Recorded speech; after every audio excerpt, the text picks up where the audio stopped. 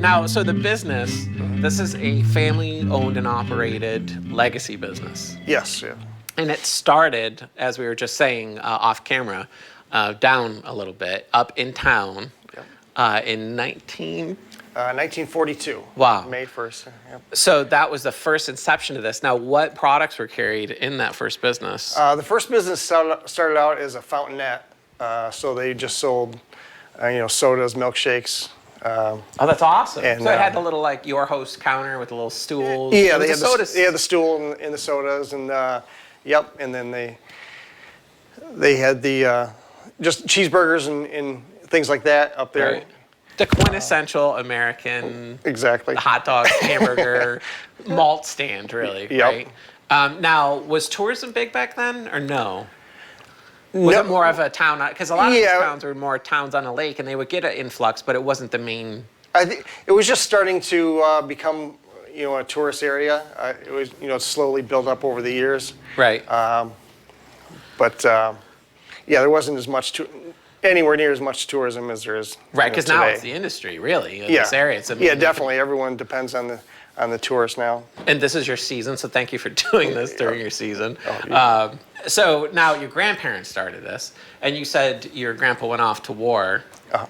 And how long had your grandpa had it before he left? They started it just before he went off to war. They started it in 1942, and just after they started it, then I believe just a few months. Yeah, he was off. He went off to war, and then my grandmother, she ran it. Wow. Until he got back. What's awesome? That was, the Rosie the Riveter idea. We can do it because these women had to just get in there. Yep. And they did. And it was the foundation of women's lib because they were like, when the guys came back, they were like, you know what? Yep. Why are we, right? Oh, yeah. She had it, and everyone in town, they had in the front of the store, the fountainette up there, they had all the pictures of all the servicemen from the area. Wow.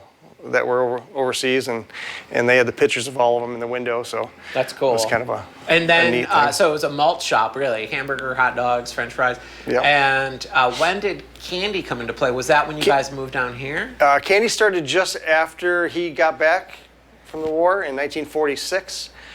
They purchased there was a barn out behind the fountainette area, and that's where they started making what they call all-day suckers. And they were just giant suckers. Right. And he got a couple big sales. He got it down to the New Orleans Fair, and he was selling them all over the place. So just straight these regular suckers on a stick Yep. all days, and that was his primary thing he was selling. Yeah, that's what he started out doing, and then he gradually got into everything that we have today. But now, do you guys still make those?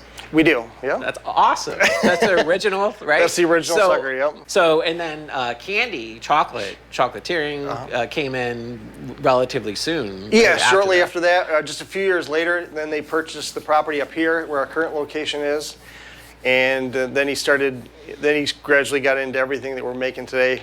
It was fudge, goat milk fudge was one of the first items, and then everything we have in the case, all the caramels and creams and.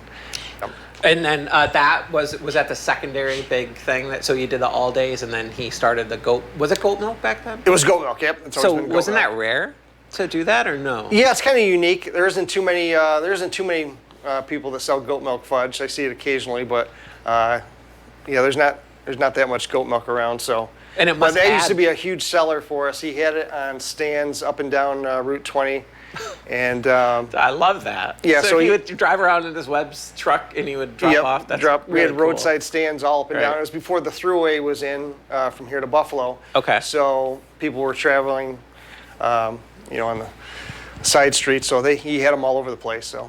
That's really cool. So he was the sales. I mean, he did the quintessential thing that you did back then. Yeah, oh yeah. He had this awesome product. Yep, he just went out door to door and was selling it all over the place. But, and you know, I mean, I love when people still do that Yep. because that's how you build a business, and that's how you really build a business. You Yep. know, because nowadays I think they teach kids this whole other system, but when it comes down to it, it's about people and it's about this. Just, yep. You know, and you got this awesome product. Do you want to carry it? Getting out, and you had a Yeah. good product, and you just got out and sold it I love it. any place you could. And then and that would always obviously incentivize people to come to the shop, Yep. right? It's kind of almost like I like that aspect of food business because that incentivizes people, and it's a nice guerrilla marketing tactic. You know, you're going to sell a little bit, but it's nice advertising too. Yep, yep. So now, when you guys moved down here, it was just this awesome little place that is now this huge complex that you guys have. Yep. It was sitting on this property. Yep. For how long did that? Yeah, so we moved down here in the early 50s, and it started out as a kind of similar to, it was a fountainette type of shop right here, right in the middle of our current location. Okay. And they sold just cheeseburgers, fries, Same thing. hot dogs, milkshakes, yeah, same type of thing. But we've added the suckers and the goat milk fudge. Yep, and then he added on the candy shop building right next to it, which is here at our present location, and then the restaurant and the bowling alley was added on. Mm-hmm. And So then, this was kind of like, when you think about maybe that era, and like I said, I don't do a lot of preliminary research because I want to be just as surprised as the audience. You are the complex in town at that point. Yep. Right? This is where the congregational point. We'd have a bowling alley, we have our little hot dog stand, Yep. we've got our candies, and Yep. you're right on the tip of the lake. Yep, we're right. So it turned into that, Yep, exactly. So. which really helped business, I'm sure. Oh, right? definitely, yep. And how many years now are we talking for that? Maybe up to the 60s or so? Yeah, we just kind of expanded here. The candy shop was expanded, the restaurant, bowling alley, and then in 1970, then the first part of the hotel was built. And that hotel is in the same location? Yes, yep. And how many rooms do you guys have there? There was 26 rooms originally when they started in 1970, and then in 1994, then they added on another 26 rooms. Wow. Yep, so we had 50, So you have a good 52 amount of rooms. rooms. Yep, we Yeah. have 52 rooms currently. And then you guys are open all year too, right? Yep, we're open year-round. Everything, right? The hotel and Yep. whatnot. Because I came down here in winter, and to tell you the truth, it was awesome. Yeah, it slows down quite a bit in the winter, but we always hope for a good snowmobile season. So in January and February, as long as there's enough snow for the trails to be open, we're usually pretty full. Are you guys For a on few a months, yeah. snowmobile path at all? Yep, and our the trails are located right on our property, and we own a mile, or about a half mile of the trail system over here to the left. Oh, that's awesome. So you and guys there's are about literally- 500 miles of trails Right. that are connected to the trail. So Well, and so you're literally like, are you guys on those those little stop maps they have? yeah, Like, oh yeah. So, so that's got to help during the winter. I mean, people must stay here sometimes. Oh right, yeah, overnight. yeah. We stay pretty busy in the winter, so. Yeah, trails are Now, great. so the hiking. See, I didn't know there's hiking paths here. So you have hiking paths and snowmobile paths because they're the same path. Now, what about around the lake? Is there lake access? There isn't too much lake access around. It's mostly cottages all the way around the lake. Right. There's just a couple beaches around. Right up here, quarter mile up the road, the Mayville Park has a small beach, and Which is that's great one for of the you guys. few around the lake. Yeah.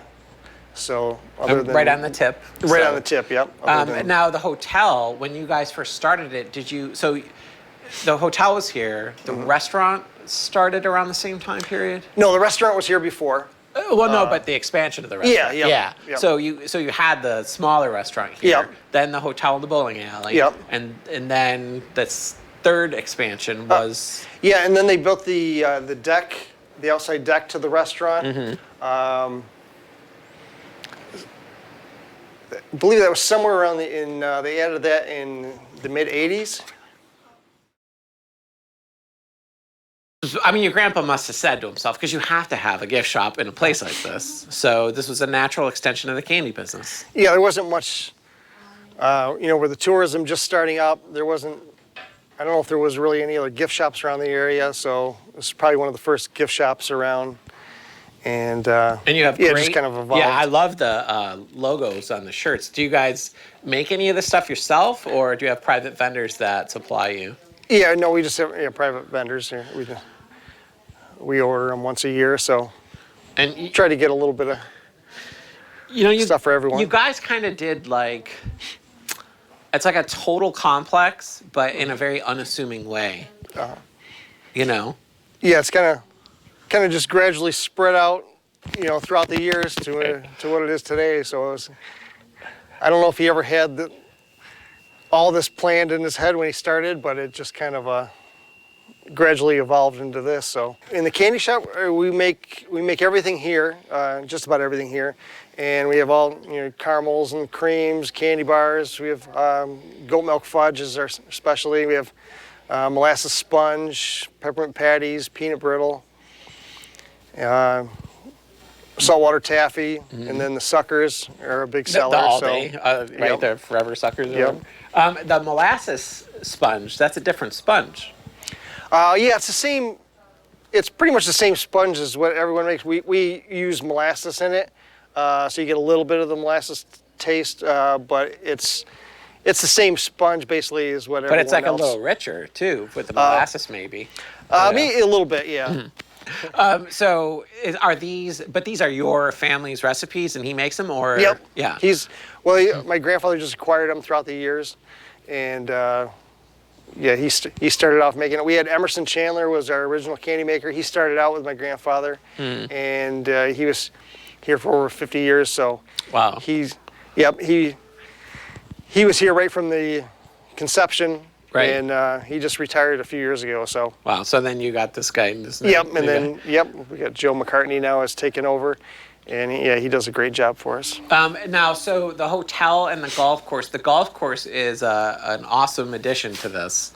Now, do you guys what's the hours on the golf course? Are you open as long as the shop's open? That type of thing? Well, this golf course is open every day, 11 to 9.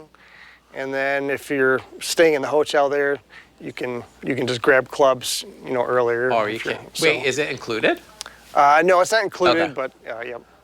Okay, because I was gonna say you would I'd be as a kid, everything else would be gone, and I'd just be over there 24/7. Yeah, so if you have kids, if you're in the hotel there, you can grab the clubs just about at any time. So. And I love the fact that it's next. So honestly, for a family, it's great because this isn't somewhere you have to drive to in town. Yep. It's right on premises. That might have been your idea.